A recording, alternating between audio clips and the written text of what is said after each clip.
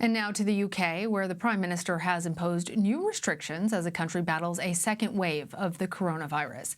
Here's CBS News contributor Simon Bates for a new edition of London Calling. For a Prime Minister who only likes delivering good news, Boris Johnson is facing what he's called a perilous turning point. Infection rates are rising across Britain, and his scientists have warned that unless he does something about it right now, he's facing, within 2 months, a figure of 50,000 new cases of the virus a day. So, following their advice, he's lurched the economy into reverse, launching a raft of new restrictions on our daily life. Something, as a libertarian, he must be hating.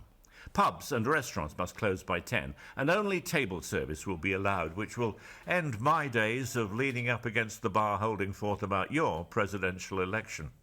After weeks of begging city centre workers to return to their near-empty offices, the Prime Minister has caused confusion by telling them that they should, after all, work from home if they can. There are oddities like only 15 people being permitted to attend a wedding, and that includes the couple and the waiters. But 30 mourners are still being allowed at a funeral.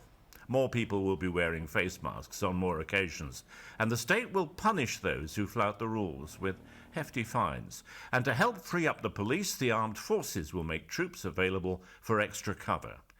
Mr. Johnson has also reserved the right to, as he put it, deploy greater firepower. He raised some eyebrows among legislators when he let slip at the end of his statement to Parliament that he expected these restrictions to last until next March.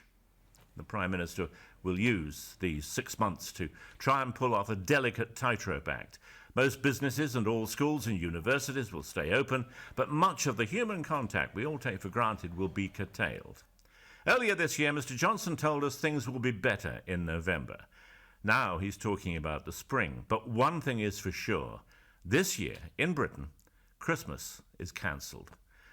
That's London Calling for today. This is Simon Bates for CBS News in Devon.